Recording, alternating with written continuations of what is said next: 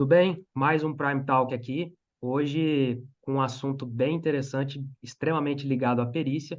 O convidado, eu vou deixar que ele se apresente, porque as qualidades dele são tão especiais que ele é doutrinador na área, um cara que eu desconheço quem saiba mais desse assunto, dessa área científica do que ele, no Brasil, quem dirá até no mundo. Mas antes, eu vou te convidar para se inscrever no canal da Study Prime. Se esse conteúdo fizer sentido para você, se você gostar, deixa o seu like. E por que não compartilhá-lo com algum colega, com alguma pessoa que você acredita que esse conteúdo possa significar e transformar a vida profissional dela de alguma forma, certo? Samuel, tá contigo, se apresenta para o pessoal. Ok, Tiago, primeiro, muito obrigado pelas palavras muito generosas. Fico até um pouco constrangido, mas vamos lá. Meu nome é Samuel, sou perito em grafoscopia e documentoscopia, perito criminal federal aposentado. Trabalhei como perito da Polícia Federal por quase 20 anos e estou na área já há cerca de 21 anos. Trabalhando já há 2 anos, depois da minha aposentadoria.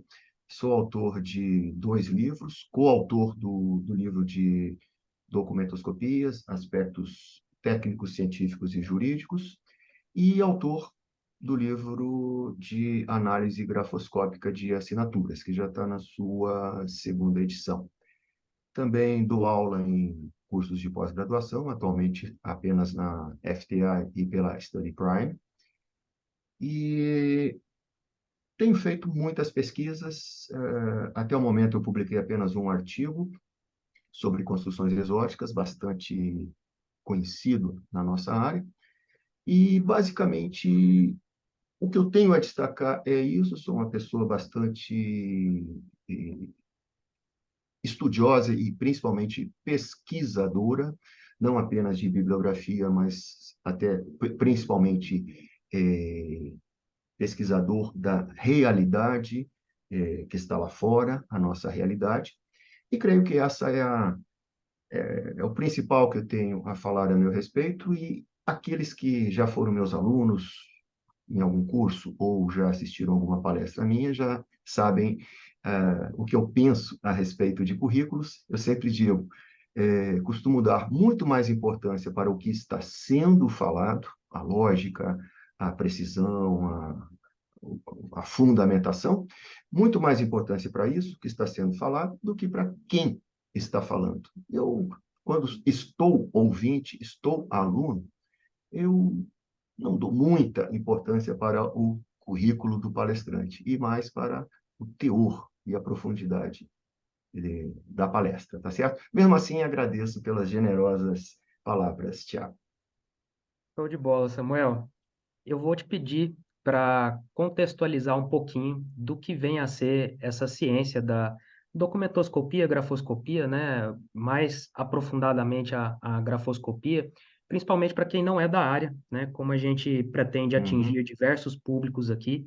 Mais para frente um pouquinho vamos prestigiar especialmente os colegas com um assunto mais nichado um pouquinho, mas eu queria que você apresentasse um pouquinho um contexto do que vem a ser a grafoscopia. Mas antes de fazer isso, eu sei que tem gente que fica roendo as unhas para saber como que é a pronúncia do seu sobrenome. Fala pro pessoal aí. A pronúncia é Feuerhamel, só não me peça para soletrar, eu já soletrei 1 milhão de vezes nessa minha vida. Vocês podem perceber, eu só tenho um nome e um sobrenome. Então, sempre que eu sou atendido num call center ou em qualquer serviço público ou privado, ou preciso fazer um cadastro, eu tenho que soletrar esse sobrenome um pouquinho complexo. Mas Show de bola. tá Vamos lá, certo. então. Vamos partir para cima da grafoscopia. Em linhas bem dinâmicas e didáticas, o que que vem a ser essa ciência, Samuel? Certo, perfeito. Bom, de forma muito sucinta e com um pouco de medo de pecar por causa dessa concisão, a grafoscopia é a ciência que se ocupa do estudo da escrita com o objetivo principal de identificar a sua autoria. Quando se fala em grafoscopia, a primeira coisa que vem à nossa mente, exame de assinatura. Sim, o principal objeto do nosso trabalho são as assinaturas, nem preciso explicar o porquê, a importância desses símbolos, mas não apenas assinaturas.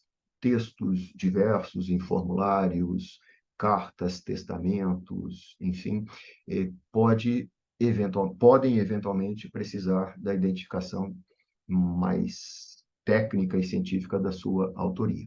Então, de uma forma bem eh, sucinta e um tanto superficial, essa é a ciência da grafoscopia, que é parte integrante, uma parte constituinte da documentoscopia, que é o correspondente para o documento, é a análise do documento com o objetivo de identificar se esse documento é autêntico, ou seja, se esse documento foi produzido pela pessoa, órgão ou entidade a quem ele é atribuído, então, identificar sua emissão legítima e também verificar se esse documento é íntegro, ou seja, se ele sofreu ou não sofreu alterações depois da sua conclusão, especialmente depois da assinatura ter sido aposta nesse documento. Há quem entenda que são áreas separadas e não está errado esse entendimento, mas são, na pior das hipóteses, áreas co-irmãs. Eu, particularmente, no meu ponto de vista, entendo que a grafoscopia é uma das partes da documentoscopia, que seria a ciência maior, mais abrangente. Perfeito. Pessoal, eu acredito que com essa explicação, por mais que você não seja da área, que você seja um leigo, tecnicamente falando, eu diria que é praticamente impossível você não ter contato na sua vida humana com documentoscopia e grafoscopia em algum momento. Se você tirou uma certidão de nascimento, já é um documento e você está lá exposto a essa ciência de alguma forma, né? E agora vamos passar a prestigiar aqui, de fato, os colegas ligados à área da perícia documentoscópica, grafoscópica, né, de fato, e trocando ideia com Samuel nos bastidores, um assunto que, vez ou outra, remexe aí, levanta discussões, pode ser até, de certa forma, polêmico, né, porque cada um tem a sua maneira, mesmo seguindo doutrinas, existem formas diferentes de chegar ao mesmo resultado, e o assunto abordado aqui hoje serão as conclusões grafoscópicas, tá? Que nada mais é do que o resultado obtido depois das análises técnicas feitas pelo perito. E ninguém melhor do que o Samuel para a gente bater um papo com isso, porque ele tem uma doutrina dedicada a esse assunto e ele vai explanar um pouquinho aqui. E como todo bom professor, ele vai inclusive compartilhar telas. E se você espera que esse vídeo seja curto, pega o seu café, pega a sua água, senta aí, porque a gente tem um papo um pouquinho longo, quem dirá até uma segunda parte. Samuel, tá contigo. Ok. Bom, saúde por falar em pegar um café. Aqui em Goiânia, no momento, está muito frio. E como esse nosso bate-papo precisa ser um tanto informal, saúde, Tiago, saúde a você que está nos ouvindo. Saúde a todos. Pois bem, é, como o Tiago já falou, alguns dias atrás a gente estava conversando sobre questões mais burocráticas e o Tiago puxou o tema de conclusões grafoscópicas. E eu sempre costumo dizer, olha, não me peça para falar desse tema se você não tiver muito tempo para ouvir.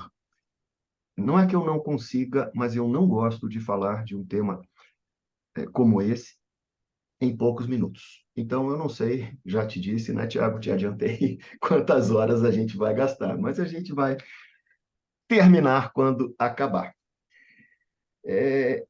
Então, nós combinamos de fazer essa conversa e, por que não, gravar essa conversa e compartilhar com mais pessoas, mais colegas, enfim. Eu até preparei um roteirozinho, não quero fugir da informalidade, mas um roteiro apenas para mim, eu vou ser franco, para eu seguir uma ordem geral lógica e também para eu não esquecer de abordar algum ponto importante, tamanha a complexidade desse tema. De início, eu queria fazer duas considerações que, para mim, são bastante óbvias, mas costumo sempre dizer o que é óbvio para um não necessariamente é para outros. Primeira delas, o tema que a gente vai tratar, conclusões grafoscópicas, é um tema extremamente polêmico, está longe de ser pacificado. Então, com todo respeito a todos os peritos do Brasil e do mundo, mas aqueles peritos que pensam que estão usando uma determinada forma de expressar suas conclusões e está tudo ok, não preciso, nunca tive problema com essa forma, então perfeito, não preciso mexer. Eu acho que não é bem por aí. É, o tema está longe de ser, de ser pacificado, conforme eu falei, não existe unanimidade, nem no Brasil, nem no mundo, embora aqui no Brasil exista uma forma de expressão que é mais amplamente empregada, vou falar sobre isso já já, mas está longe de ser pacificado. E o segundo ponto que eu queria destacar, segundo ponto óbvio, e vai sustentar o primeiro, todas as formas de expressar conclusões, inclusive a que eu uso, a que você usa e a que algum autor ou especialista que você conhece usa, todas as formas de expressar conclusões são passíveis de crítica. Lá para o final, eu pretendo falar um pouquinho mais sobre isso, mas tá bom, Samuel, tudo é passível de crítica. O que eu estou querendo dizer com isso? Qualquer uma dessas formas, a gente pode apontar falhas, defeitos, imperfeições. Ou, um português mais claro ainda, todas essas formas possuem telhado de vidro. Portanto, eu não gosto de jogar pedra para cima, para o telhado dos outros, pois todos são, pelo menos em parte, de vidro, inclusive o meu.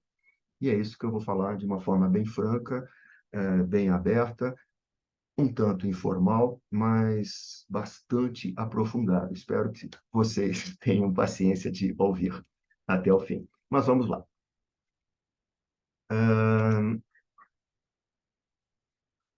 Ao longo desses 20, quase 21 anos de prática pericial, eu já usei algumas dessas possíveis formas de expressar conclusões grafoscópicas. Comecei, quando eu saí da academia de polícia, comecei com a forma mais tradicional, pelo menos aqui no Brasil, que são as conclusões taxativas. O bom e velho, autêntico, falso, inconclusivo. Eu, inclusive, nos primeiros anos, defendia veementemente essa forma de conclusão, a ponto até de, às vezes, me alterar, coisa que eu procuro não fazer mais hoje, porque eu já percebi que até o meu telhado é de vidro. Mas os argumentos que eu usava para defender essa forma, basicamente eram dois. O primeiro argumento, por que o perito deveria, em sua conclusão, apresentar apenas três tipos de respostas, ou a assinatura é autêntica, dois, a assinatura é falsa, ou três, não posso afirmar nada, estou em dúvida, o material não permite emitir uma conclusão segura, portanto, vou me abster de apresentar uma conclusão em definição, que algumas pessoas leigas e alguns peritos também, assim, com uma certa imprecisão, às vezes chamam de inconclusividade. Eu, às vezes, uso esse termo, que eu não sou muito preciosista com a semântica das palavras. Mas não se trata de uma inconclusividade. Quando um perito conclui que não é possível afirmar que uma determinada assinatura é autêntica ou falsa, ele está apresentando uma conclusão. Então, não é inconclusividade. Correto seria dizer que é uma conclusão indefinida quanto ao mérito da autoria dessa assinatura. Uma observação, antes que eu esqueça, eu já falei que na grafoscopia a grande maioria das perícias tem como objeto assinaturas. Então, eu vou falar praticamente de assinaturas nessa explanação, mas todas essas ideias podem ser extrapoladas para quaisquer outros tipos de manuscritos, com algumas adaptações, é claro. Não vale a pena a gente eh, estender demais a conversa, então não estranhe se daqui para frente eu só falar em assinaturas, mas tudo o que vai ser dito se aplica a quaisquer outros tipos de manuscritos. Só que as assinaturas são mais didáticas, mais fáceis de serem explicadas. Pois bem, então, como eu estava dizendo, o primeiro argumento em favor dessas conclusões taxativas seria o fato de uma assinatura só poder ser autêntica ou falsa. Eu usava esse argumento. Ora, não existe uma assinatura mais ou menos autêntica, uma assinatura provavelmente falsa. Ou ela é autêntica ou ela é falsa. Se ela foi produzida pelo seu legítimo detentor, ou seja, a pessoa a quem ela é atribuída, então ela será autêntica. Se ela foi produzida por qualquer outra pessoa ou por uma máquina, então ela será falsa. Logo, a autenticidade de uma assinatura depende de sua autoria. E, óbvio, só existem essas duas possibilidades. Bom, esse argumento, hoje eu vejo que ele não se sustenta, por duas razões. Primeiro, quando eu fazia essa afirmação, uma assinatura só pode ser autêntica ou falsa, portanto, a minha conclusão pericial só pode expressar isso. Ou a assinatura é autêntica ou é falsa, ou, quando muito, estou na indefinição. Então, quando eu afirmava isso, eu estava confundindo a realidade da assinatura, ter sido produzida ou não por seu legítimo detentor, com a realidade da perícia. Tudo bem, Samuel, uma assinatura só pode ser autêntica ou só pode ser falsa. Mas será que o perito sempre terá condições de definir isso? Uma conclusão grafoscópica, eu costumo dizer, ela não expressa a realidade da assinatura. Embora muitos colegas entendam que sim, eu respeito esse ponto de vista, mas eu defendo e tenho como fundamentar, é claro, mas não vai ser aqui que eu vou entrar nesse nível de detalhamento, eu defendo que uma conclusão grafoscópica expressa a convicção que o perito tem quanto a ela ser autêntica ou ela ser falsa. Então, não podemos concluir essas não podemos confundir essas duas realidades. E, além do mais, esse argumento, ele próprio se refuta. Ora, se só existem assinaturas autênticas ou falsas, então por que a terceira possibilidade de resposta, a inconclusividade ou a indefinição? Eu sei que alguns peritos, não sei se são muitos, mas existem peritos que defendem a ideia de que um perito bem capacitado jamais irá ficar na indefinição, sempre apresentará uma conclusão definida, seja pela autenticidade, seja pela falsidade. Bom, além de eu não concordar com essa ideia, eu vejo que muitos peritos, talvez até a maioria dos peritos que defendem conclusões taxativas, também não concordam. Como assim?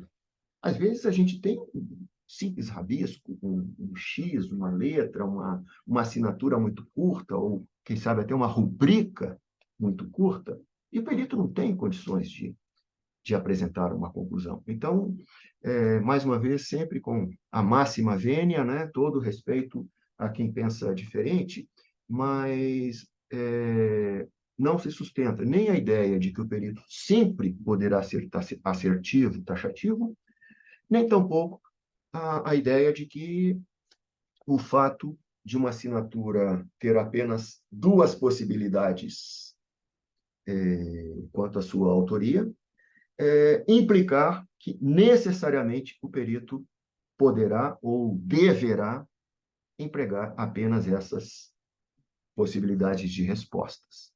O Samuel, segundo, pois não. acho que um simbolismo, né? Uma equiparação que eu já fiz em algumas aulas e vejo que é uma forma de ilustrar, principalmente para os colegas que pertencem à área do direito. Isso que você falou tem um simbolismo muito forte para mim relacionado à segunda fase do exame da ordem da OAB. Quando eu Hum, estava estudando, me preparando, os professores sempre falavam que é simples. Mas por que que era simples? Era um resultado que você podia alcançar. A segunda fase do exame da OAB, ela é um problema que tem solução. Então, você está no uhum, mundo ideal, né? Você tem ali um uhum, problema que é solucionável. E para o pessoal da perícia, enquanto está estudando, né, os casos controlados, simulados, a maioria deles você vai ter uma resposta, você vai ter uma conclusão. As aulas do Samuel são repletas de exercícios, onde ele até colhe uma probabilidade aí de acertos da turma, mas geralmente você está num ambiente controlado onde tem a possibilidade de você dizer sim ou não, de fato, né? uhum, E essa questão que o Samuel levantou é muito importante, porque nem sempre você vai estar de frente, né? Você vai estar trabalhando numa demanda que é possível trabalhar em cima dela, né? Como o Samuel uhum. disse, pode ser um É. simples rabisco, a qualidade do documento, a qualidade da assinatura pode estar péssima, então isso tudo vai influenciar na conclusão. Uhum. E a realidade prática mostra isso, né? Foi até bom você ter lembrado, Tiago. Quando eu separo assinaturas para serem usadas em exercícios práticos nas aulas, eu até, às vezes, de propósito, uso algumas assinaturas mais simples, mais curtas, até para levantar essa discussão. Mas eu não uso, pelo menos nunca usei, assinaturas exageradamente curtas. Consiste, existem assinaturas que consistem em dois traços, às vezes uma simples laçada, uma oval, um círculo, uma cruz. E eu costumo falar em tom de brincadeira, mas sempre confundo de verdade, quanto mais importante é uma autoridade, seja de qual área for, mais simples é a assinatura dessa autoridade. Parece incrível, mas é verdade. Então, isso sim, de fato, Tiago, acontece na prática real das perícias. Existem assinaturas que não são analisáveis. Perfeito. Então, a segunda, o segundo argumento em favor dessas conclusões taxativas, esse sim, esse se sustenta, não tem como refutar, é um tremendo argumento e eu respeito demais esse argumento. Conclusões grafoscópicas taxativas são, como eu costumo dizer, mais amigáveis aos destinatários do laudo, o juiz, os advogados, as próprias partes, enfim. O que isso significa? Eu costumo escutar de colegas e de alunos essa mesma ideia, mas na forma da recíproca. Eu digo que as conclusões taxativas são mais amigáveis ao destinatário do laudo. Vamos, como uma homenagem, citar o juiz, destinatário do laudo, que é o principal destinatário do nosso trabalho. Ok, são mais amigáveis ao juiz. Colegas e alunos costumam falar a recíproca. Olha, o juiz não gosta quando o perito não apresenta uma conclusão taxativa. É a mesma coisa, só que dito de forma diferente. De fato, eu entendo, eu concordo com essa ideia, eu entendo a posição não de todos os juízes, não sei nem se a maioria, mas muitos juízes, realmente, para eles, não é muito interessante quando o perito apresenta uma conclusão que não seja taxativa. Por que isso? Para mim é muito lógico. Mais uma vez, sempre, claro, com todo respeito, é muito mais, eu diria, confortável para o juiz receber uma conclusão definida. Ou a assinatura é autêntica ou a assinatura é falsa. E acabou. Por quê? Porque o mérito da decisão dele já vem consolidado. E aqui, se eu já falei com todo respeito, agora eu vou falar com respeito ao quadrado. Eu, se fosse juiz, eu acharia bom. Olha, vou mandar o seu Zé pagar uma dívida de 100 mil reais que ele diz que não tem, ele vai perder a casa dele para poder saldar essa dívida, mas foi o perito quem concluiu que o seu Zé assinou aquele documento de confissão da dívida. Se eu estiver cometendo uma injustiça, a culpa é do perito. Eu estou falando pela minha cabeça. Se eu fosse juiz, eu não sou. Mas creio que seja perfeitamente compreensível essa preferência. Mais simples, menos trabalhosa e menos possibilidade de equívocos. Enfim, e se houver equívocos, eu concordo com essa ideia, jogue-se na carga do perito. Afinal de contas, foi o perito quem garantiu cientificamente que o seu Zé assinou aquele documento. O que o magistrado pode fazer? Ele está lá para julgar conforme as evidências que lhe forem apresentadas. Então, este é um argumento em favor dessas conclusões que é válido, plenamente válido. E, por esse argumento, as conclusões taxativas são a melhor forma de expressar conclusões. Ok? Vamos lá, então. Agora, os problemas. Por enquanto, só o lado bom. Qual o problema? Quais os problemas das conclusões taxativas? Vamos lá. Quando o perito conclui que uma assinatura é autêntica, ele está, como se diz, identificando a autoria dessa assinatura, ou seja, essa assinatura foi produzida pelo seu legítimo detentor, que forneceu padrões gráficos, que permitiram a comparação, as comparações, as análises, as avaliações, enfim, e permitiram ao perito identificar que ambas as escritas foram feitas pela mesma pessoa. Está identificada, portanto, ela é autêntica. O que significa identificar uma autoria?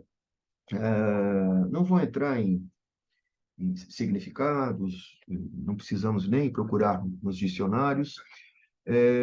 Quando um perito conclui que uma assinatura é autêntica, ele está dizendo que ela foi produzida pelo seu legítimo detentor. Ok. Para o perito afirmar que uma assinatura foi produzida pelo seu legítimo detentor, ele precisa ter a certeza de que essa assinatura não foi e não poderia ter sido produzida por ninguém mais no mundo inteiro.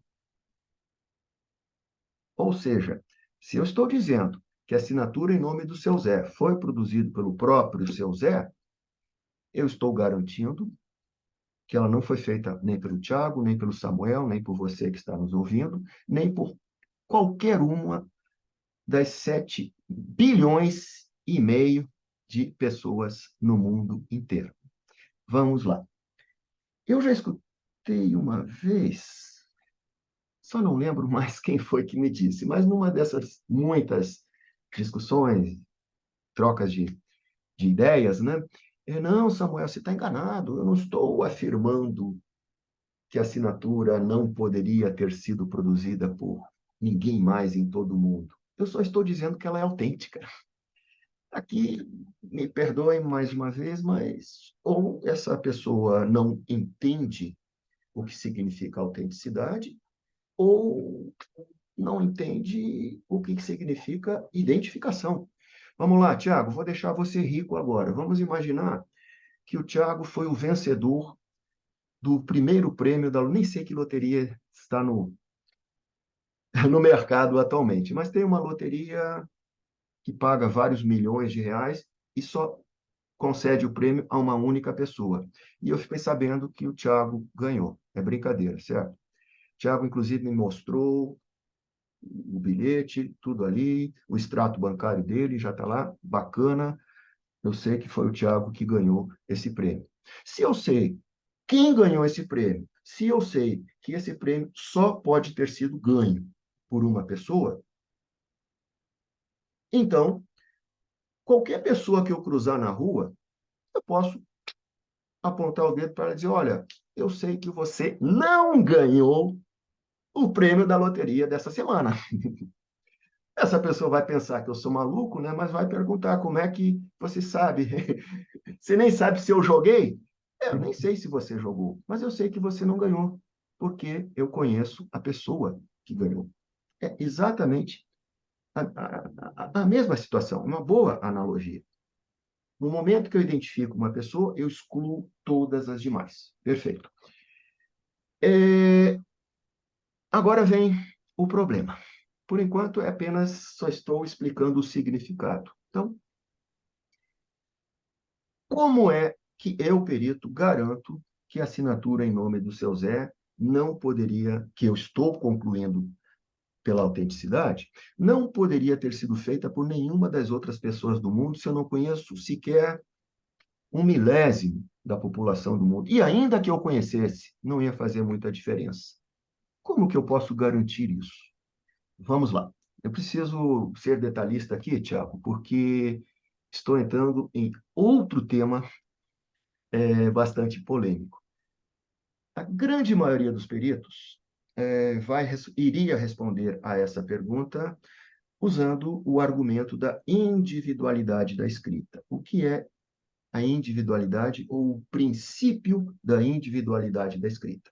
Bom, segundo esse princípio, cada pessoa no mundo tem a sua própria escrita. A escrita de cada pessoa é única e não se confunde com a de ninguém mais. E aqui eu preciso fazer um parênteses dentro do parênteses, antes de eu falar, arrematar meu raciocínio. Já vou fechar tudo. A escrita é única? Isso é verdade? Eu já defendi, no passado, que isso era uma verdade cientificamente comprovada. Basicamente, e até num dos meus livros, eu citei dois experimentos. Vale a pena a gente abordar isso. Um escrito por Huber, Roy A. Huber, é o coautor do livro Huber e Hedrick, um dos melhores livros de grafoscopia, na minha opinião, já falecidos ambos, mas o artigo é apenas do senhor Mr. Huber. Eu não lembro se ele é canadense ou americano. Um dos dois era canadense e o outro americano. O Mr. Huber, ao longo de cerca de uns 30 anos, juntou todas as correspondências que ele e a esposa recebiam, os envelopes, inclusive, e vamos lá. Como ao longo de uns 30 anos não houve mudança nem do seu nome, nem do seu endereço, nem da sua esposa, todos os envelopes tinham, numa das faces, a face do destinatário, os mesmos dados. Mr. e Mrs. Huber, o endereço, e na outra face, o endereço e o nome do remetente. Huber fez um experimento bem interessante, examinou, eu vou fazer uma paráfrase aqui, sem ser muito preciosista é, com os detalhes, mas examinou só o lado que continha o endereço próprio dele. E começou a separar em grupos, conforme algumas características da escrita previamente escolhidas por ele. E foi separando. O primeiro envelope está aqui, o segundo envelope é diferente do primeiro, conforme algumas dessas características que eu estou avaliando, então vai ficar ao lado. O terceiro é diferente dos dois primeiros, então vai ficar numa terceira pilha. O quarto se parece muito com o primeiro, então vou agrupar com o primeiro. E fez isso com várias centenas, aqui eu estou meio que chutando, mas acho que não chegavam a milhares, não. Várias centenas de envelopes. E agrupou por alguns Alguns grupos tinham mais de um envelope, outros, claro, em outros só havia um envelope. E aí depois ele olhou o lado do remetente e percebeu, para satisfação dele, que em todos os casos ele havia acertado. Aqueles envelopes que ele empilhou, é, colocou na mesma pilha, tinham sido enviados para ele pela mesma pessoa. Logo, tinham sido escritos pela mesma pessoa. E em nenhum dos casos em que ele separou envelopes, o escritor era o mesmo. Ou seja, ele acertou sempre quando mais de um envelope tinha a mesma autoria e quando os envelopes não tinham a mesma autoria. E a conclusão dele foi a seguinte: como eu usando apenas algumas características passíveis de análise, consegui separar com precisão a escrita de várias centenas de pessoas, se a gente usasse todos os elementos que a grafoscopia usa, a gente então conseguiria distinguir a escrita de todas as pessoas do mundo. Faz sentido isso. Um segundo, para não me alongar muito, um segundo estudo, até mais interessante, Sargur Sihari, ele é indiano, mas creio que ainda seja vivo, é bem antigo esse artigo, trabalhou na Universidade de Buffalo, estado de Nova York. Usando algoritmos computadorizados, ou seja, programas de computador que identificam características da escrita, sim, já existem e, antes que me perguntem, eles não substituem o perito e, na minha opinião, não são tão bons quanto o perito. Trabalham de uma forma diferente, têm lá a sua finalidade, alguns bancos estão empregando, mas não há que se confundir o trabalho de um algoritmo computadorizado para a identificação de uma autoria, com o trabalho de um perito humano.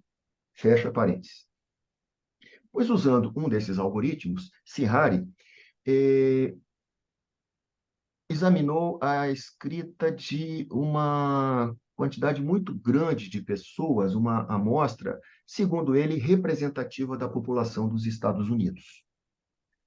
Várias centenas de pessoas, também não lembro de cabeça quantas. Mas eram escritos extremamente longos.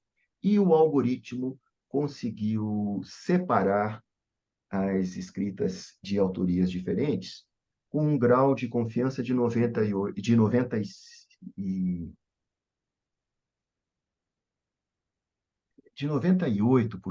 Eu estou com 98, 95 na cabeça. Mas, enfim, com um grau de confiança muito alto para essa amostra. E a conclusão de Sihari foi que, usando apenas também algumas características na análise do algoritmo, foi possível separar, então, toda essa amostra representativa dos Estados Unidos com 98% de confiança. Então, se nós usássemos todos os elementos passíveis de análise, poderíamos separar com 100% de confiança. Também um excelente estudo, faz muito sentido, e, assim como o primeiro, fala em favor da individualidade da escrita. Está ficando longo esse parênteses, mas já vou arrematar meu raciocínio. Acontece que eu não vou nem citar mais artigos para não me estender demais. Acontece que assim como tem especialistas que defendem que a escrita é individual, existem aqueles que defendem que isso não necessariamente seja verdade. Em primeiro lugar, a individualidade da escrita não está cientificamente comprovada. Ponto. Para comprovar a individualidade da escrita, a gente precisaria analisar a escrita de toda a população do mundo. Individualidade não tem como ser estabelecida por amostragem, ainda que a gente tenha uma amostra representativa, e isso também faz todo sentido. Eu gostaria, Tiago, de citar mais artigos e argumentos mas não vai dar, senão a gente vai ficar aqui por um longo tempo. É, Vou começar a arrematar meu raciocínio. Alguns colegas podem eventualmente ficar chateados com o que eu acabei de dizer. É, Paciência, eu acho que o máximo que a gente deveria fazer é discordar. Enfim. Mas e aí que eu queria chegar? Quer você concorde comigo, quer não, isso não faz, eu ia dizer nenhuma diferença, mas isso não faz muita diferença. Se a escrita é individual ou não, isso não faz muita diferença. Eu diria até que não faz diferença. Para aí, Samuel, que história é essa? Bom, em primeiro lugar, colegas, eu acredito, e o verbo é acreditar, eu acredito firmemente que a escrita seja individual, ainda que não tenha sido comprovada cientificamente. E não estou ficando em cima do muro, nem passando pano. Eu acredito, mas eu não tenho como provar. E acredito que nunca será aprovado. Ninguém vai ter tempo de comparar a escrita de todo mundo com a escrita de todo mundo. Desculpa a brincadeira, todo mundo ao quadrado. Vamos arredondar, 8 bilhões de habitantes, vezes 8 bilhões de habitantes, 8 vezes 8, 64. Bilhão, trilhão, quatrilhões de confrontos. É isso? Espero não ter errado por Em mais do meio, que 3 em zeros. meio a isso Hã? tudo, em meio a isso tudo de pessoas, ainda tem aqueles que nem sabem escrever, não foram alfabetizados ainda. Não, esses a gente até poderia separar. Claro, por isso que eu. Mas quem sabe uns 5 bilhões de pessoas estejam alfabetizadas, ou 4 que seja. Mas é um número absurdamente alto. Bem lembrado, Tiago. É um número absurdamente alto. Então, eu não estou preocupado com isso. Mas, mesmo assim, eu concordo que a escrita é individual. Agora vamos ajustar nossos entendimentos. E isso é importante. A escrita é individual, tá legal. Mas o que é a escrita do Samuel? O que é a escrita do Tiago? Será que a assinatura do Samuel, Samuel, 6 letras, é a escrita do Samuel? Ah, é uma amostra, uma porção, é uma parte da escrita do Samuel, certo? Mas é uma parte irrisória, quase. O que é a escrita de uma pessoa? A escrita de uma pessoa, na verdade, é o conjunto de hábitos gráficos dessa pessoa. Mas vamos falar em língua de gente. Para a gente, para uma pessoa expressar a sua escrita por inteiro, se é que isso pode ser feito, ela precisaria escrever um texto muito longo, um texto que contivesse todas as letras do alfabeto, maiúsculas e minúsculas, nos estilos cursivo, de forma e imprensa, algarismos, sinais de acentuação, sinais de pontuação, símbolos especiais. Alguns anos apenas que eu percebi que a arroba também tem gênese gráfica, tem, se dá para chamar de alógrafos. Eu produzo a arroba quando vou informar meu e-mail, de uma forma que eu não sei, não tive tempo de estudar, como outras pessoas constroem. Símbolos especiais. É, Mais do que isso, encontros de letras entre consoantes, entre vogais, entre duas letras quaisquer, LH, RR, que são muito comuns na população. Mais do que isso, não basta apenas ter uma letra R minúscula nessa escrita. É bom que tenhamos uma em início de palavra, uma em meio de palavra, uma em final de palavra. Eu espero não estar sendo maçante, eu já vou concluir. Não basta ter uma letra R em meio de palavra. Nos nossos cursos, talvez o Tiago já tenha assistido um deles, eu tenho mostrado, algumas pessoas conectam de forma diferente uma letra quando ela é antecedida por outra que termina em posição mais alta, e diferente quando a antecessora termina em posição mais baixa. Tá certo, eu acho que já deu para você entender. Isso é o que eu considero a escrita de uma pessoa. Pelo menos é o nível de detalhamento, quando possível e quando necessário, do meu exame. Eu não me restringo a apenas comparar escrita questionada com escrita padrão. Certo? Tá aí, E só daí, abrindo Sam? um parênteses, tá Ah, aí o motivo do porquê nas pós-graduações, nos cursos, é orientado que você colha padrões com um texto corrido, né? Com um texto exato. porque Lembra? somente assinaturas a pessoa pode treinar aquilo a vida inteira Uhum. e ficar bom, né? Em disfarçar, ou Aham. falsificar, que seja. É. Existe mudança ainda, né? Que eu não vou nem entrar nesse aspecto, porque senão a gente vai aprofundar ainda mais. Existe mudança durante as fases da vida, então tem muita coisa para Exato. avaliar. Aham. Então, creio que com essa explicação sobre o que é escrita, dá para a gente. Acho que agora, talvez, todo mundo, ou quase todo mundo, vai concordar. Não, desse jeito eu até concordo. A escrita deve ser única para cada pessoa. Isso é um axioma, é uma verdade que se aceita como verdade, mesmo sem comprovação. E eu já acabei de explicar o porquê eu aceito esse axioma como verdade. Meu Deus, com tantas possibilidades de análise, eu considero impossível que duas pessoas tenham a mesma escrita. Fechando agora o parênteses. Eu estava explicando qual a fundamentação de que o perito pode apresentar para afirmar que a assinatura é autêntica, pois não poderia ter sido produzida por ninguém mais em todo o mundo.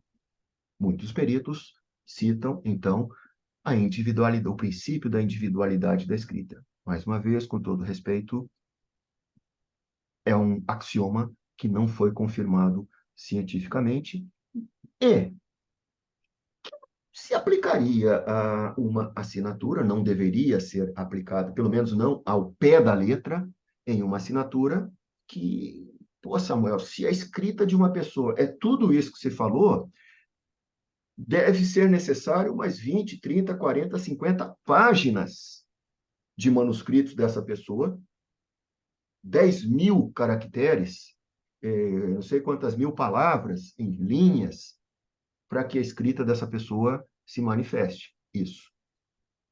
Nessa situação, eu entendo que a escrita é individual. Agora, a assinatura do Samuel, a assinatura do Tiago, são uma porção ínfima da escrita dessas pessoas.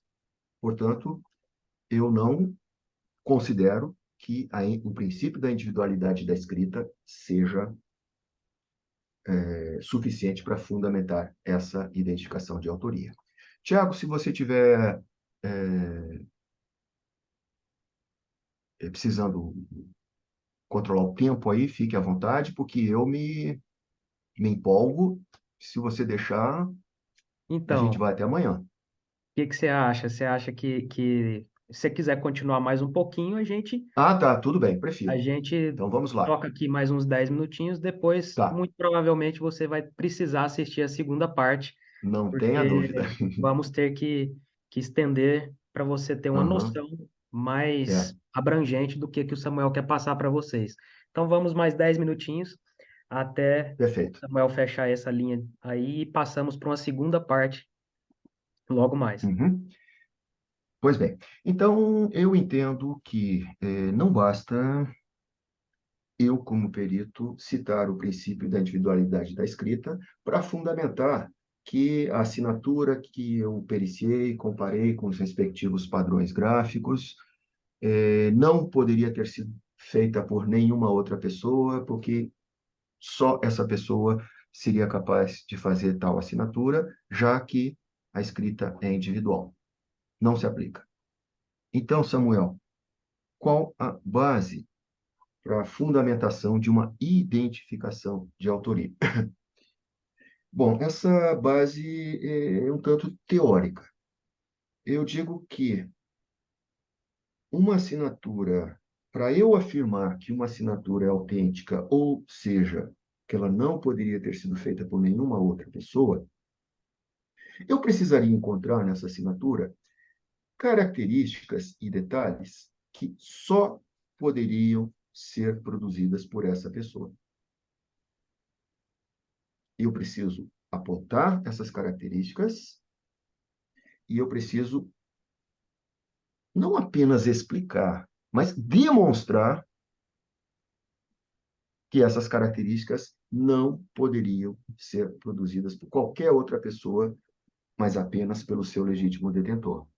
Teoricamente, isso é bem claro, lógico e objetivo. Na prática, que tipo de característica atenderia a essas exigências? Bom, para uma característica não ser passível de imitação por qualquer falsificador do mundo, essa característica precisaria ser bastante imperceptível. Não necessariamente microscópica, mas imperceptível. Por alguma razão, uma pessoa leiga e, eventualmente, até um perito, um perito teria dificuldade de identificá-la, uma pessoa leiga jamais conseguiria identificá-la, certo? Mas existe um outro empecilho para nós. Mesmo que uma característica não seja, que seja invisível, vamos falar assim, seja invisível para um possível falsificador, portanto, ele não conseguiria imitá-la, essa característica também teria que ser de ocorrência muito rara na população, de modo que a possibilidade de ela ocorrer na escrita também do falsificador seja desprezível. Agora, a má notícia. Não existe nenhuma característica que atenda a 100% desses dois critérios ao mesmo tempo. Eu nem sei se existe alguma que atenda 100% de um desses critérios. Portanto, características que atendam pelo menos parcialmente a esses dois critérios devem ocorrer em grande quantidade numa assinatura. Aí, dependendo dessa quantidade, dependendo do quanto essas características atendem a esses dois critérios, nós poderíamos garantir com razoável grau de certeza que aquela assinatura não poderia ter sido feita por qualquer outra pessoa a não ser o seu legítimo detentor. Mas aí a gente esbarra em outro problema. Será que as assinaturas são suficientemente extensas e complexas, intrincadas, para carregarem no seu traçado características que atendam a esses critérios em quantidade suficiente? A resposta é, na grande maioria, não. E eu nem estou falando ainda das assinaturas muito simples e que existem aos montes por aí. Então, essa é uma limitação. Uma coisa é eu garantir que uma carta com 400 linhas, várias páginas, tenha sido produzida por uma determinada pessoa. Outra coisa é eu garantir que uma assinatura com 5, 6, 7, 10, 15, que seja 20 letras, tenha sido produzida por uma pessoa. Então, a conclusão que eu chego me parece bastante, eh, não necessariamente óbvia, mas não dá para fugir dela. É muito difícil fundamentar objetivamente uma identificação de autoria, especialmente numa assinatura. Mas isso não invalida nossas conclusões. Sempre gosto de salientar isso. Tiago, vamos só fechar a exclusão. 10 minutinhos e a gente fecha. Então, eu já falei sobre as limitações, os problemas que nós peritos encontramos quando queremos fundamentar uma identificação taxativa de autoria. Para o lado da exclusão de autoria, ou seja, para que o perito conclua que uma assinatura é falsa, as limitações são ainda mais graves. Para eu provar para eu poder afirmar tecnicamente que uma assinatura é falsa, ou seja, que ela não foi produzida pelo seu legítimo detentor, eu preciso ter certeza, preciso garantir que esse legítimo detentor não conseguiria produzir uma assinatura com tais características. Não é porque uma assinatura diverge, é muito diferente dos padrões normais dessa pessoa, que eu posso afirmar, posso garantir que tal assinatura não foi feita por essa pessoa. Qualquer pessoa, em tese, pode fazer algo diferente do seu normal? Como que a gente pode garantir que o Samuel, que a vida inteira produziu uma assinatura com tais características, jamais conseguiria produzir uma assinatura com características diferentes? Mesmo que quisesse, e por mais que se empenhasse, ele não conseguiria fazer isso. Pois, quando a gente conclui que uma assinatura é falsa, está implícito, está implícita essa afirmação, essa ideia. Eu costumo dizer que só uma situação permite que a gente exclua definitivamente uma autoria. Quando o suposto signatário não possui habilidade gráfica suficiente para produzir a assinatura ou a escrita com aquelas características, fluência, complexidade, velocidade. Isso geralmente acontece com pessoas de baixa escolaridade quando um falsificador inadvertidamente produz uma falsificação com um ritmo muito alto, bastante dinâmica, com alta velocidade, com excelente qualidade no seu traçado. Ora, uma pessoa idosa, pouco instruída, eventualmente com algum distúrbio do sistema nervoso central, com limitações para escrever, não conseguiria fazer isso. Somente nessa situação. Mais uma vez, a má notícia é que tais situações não são muito comuns em nossas perícias. Então, na grande maioria dos casos, a gente não tem como excluir taxativamente uma autoria. Por isso, muitos especialistas, eu sempre cito Huber e Hedrick, mas eles não são os únicos, afirmam que as exclusões de autoria são especulativas. As identificações, eventualmente, a gente consegue demonstrar, são demonstráveis, mas as exclusões são especulativas. Eu costumo falar para os meus alunos, não fiquem chateados comigo, não sou eu que estou afirmando isso, quem afirmou foram Huber e Hedrick. Muito respeito. Além de eles serem autoridades na área, já são falecidos. Eu apenas concordo com eles. Não apenas concordo. É...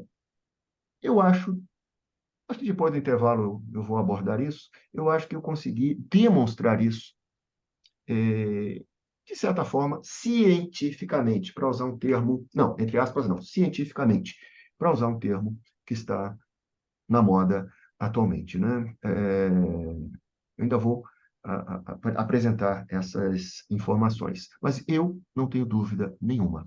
As exclusões de autoria são especulativas. Então, conclusões taxativas. Para o lado da exclusão, apresentam limitações ainda mais graves que aquelas para o lado da identificação. Eu acho que essas limitações são mais do que suficientes para eu mostrar que essa primeira forma de expressar conclusões tem telhado de vidro. Todas têm. Não vou me alongar mais. Eu já percebi que, e eu acho que o Tiago também, falar sobre conclusões precisa não de algumas horas, mas de algumas semanas. Ok, Tiago? Fica a Show seu de bola. critério. Samuel, já quero te agradecer por essa primeira pernada aí. Tenho certeza que a galera deve estar ansiosa já pela segunda parte, mas você vai ter que esperar um pouquinho, pois nós lançamos semana a semana e provavelmente vai estar imperdível, o restante desse raciocínio técnico, que muito provavelmente não vai exaurir todas as possibilidades. Como o Samuel disse, precisaríamos de alguns dias aqui para poder trocar esse nível de ideia, mas eu espero já começar a dar um norte para a sua linha de raciocínio, para saber se você é mais pró-Samuel, se você discorda totalmente, como é que você trabalha. Já deixa aí nos comentários e até a segunda parte, pessoal.